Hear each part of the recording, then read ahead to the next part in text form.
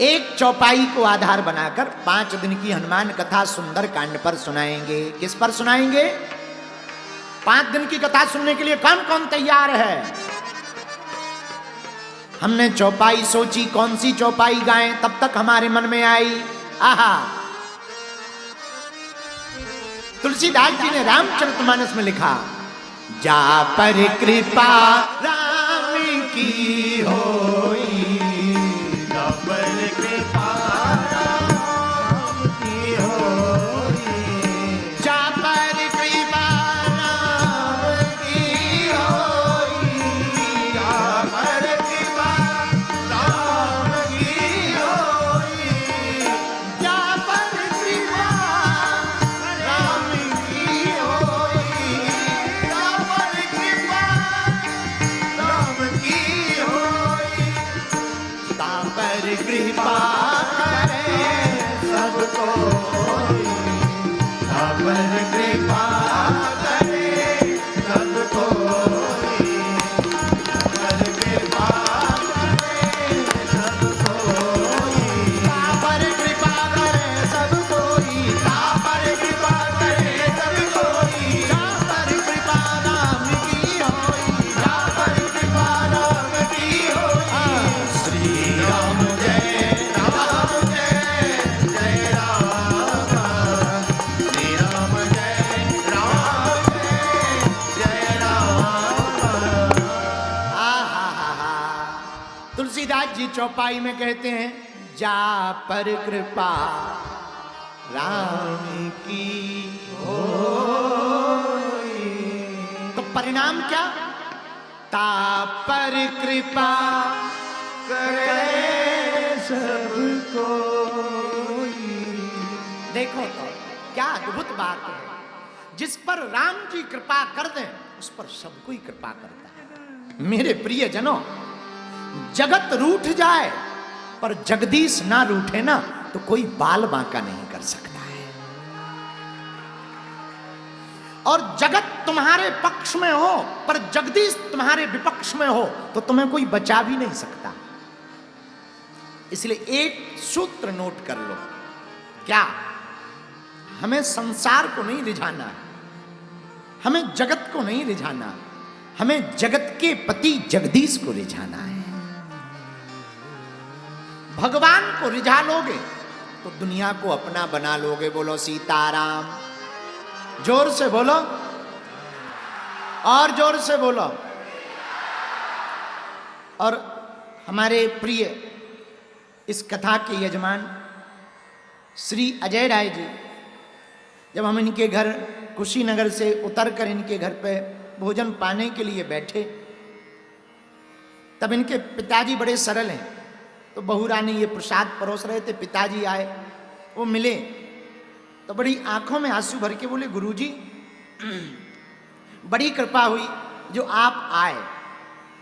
तो हम उनको तो कुछ नहीं कह पाए, उनकी भावुकता, उनकी सहजता, उनकी सौम्यता और उनका वो गांव का एकदम शुद्ध अंदाज, तो हम कुछ उनको तो नहीं कह पाए, पर मन ही मन में लगा आप ठीक कह रहे हो कि हम आए, बड़ी कृपा हुई, पर सच तो ये है तुम्हारे घर पर भगवत भक्त बालक हो गया तो अब कोई भी तुम्हारे घर आ सकता है।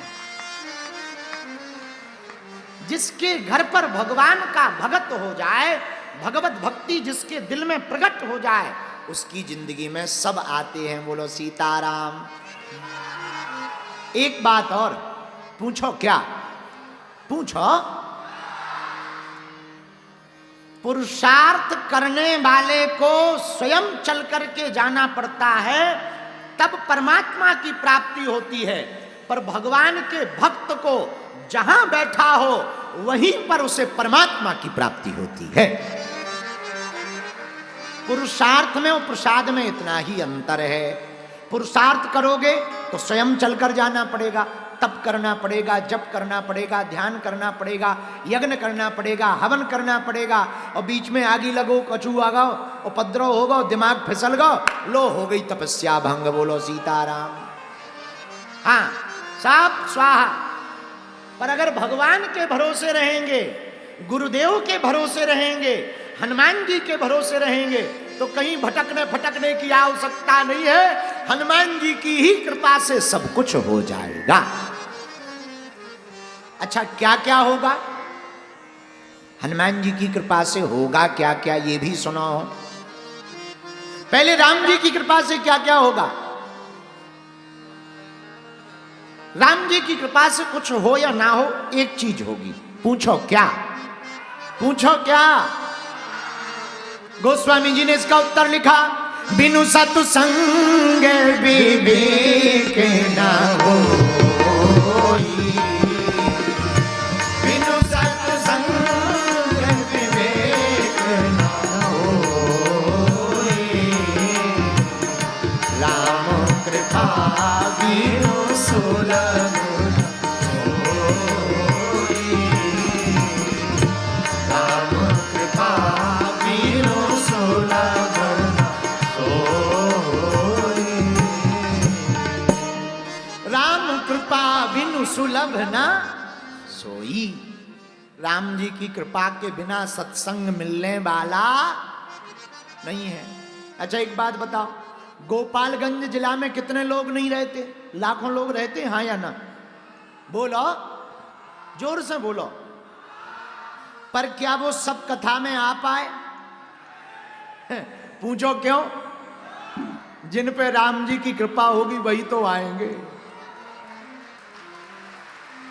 हाँ, जैसे उल्लुओं को दिन से दिक्कत होती है, उल्लुओं को दिन से दिक्कत होती है, उसी प्रकार राक्षस बुद्धि वालों को भगवान की कथा से दिक्कत होती है।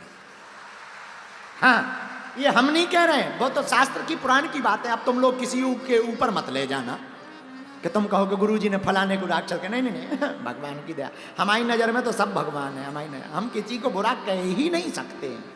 क्यों कहेंगे? हमारा क्या बिगाड़ा है? तो भैया, राम जी की कृपा से क्या होगा?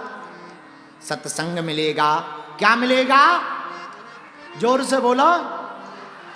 सत्संग मिलेगा। अच्छा, अब तुम्हें सत्संग तो मिल गया, तुम कथा में आके तो बैठ गए, पर इतने भर से काम चलने वाला नहीं है। तो क्या करना है भैया? दवा जेब में हो पर शरीर में ना जाए तो क्या असर होगा? किसी को बीपी की दिक्कत हो, बीपी की गोली जेब में डाले हो आगे वाली, और फिर कहे दिक्कत नहीं है, गोली तो है, गोली तो है। ठटरी के वाले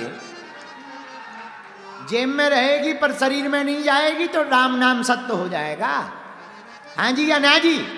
उसी प्रकार दवा जेब में असर नहीं करती, शरीर में जाने से असर करती है। उसी प्रकार तुम्हारा कथा में बैठने से कल्याण नहीं होगा। कथा जब तुम्हारी जिंदगी में प्रवेश करेगी तब तुम्हारा कल्याण होगा।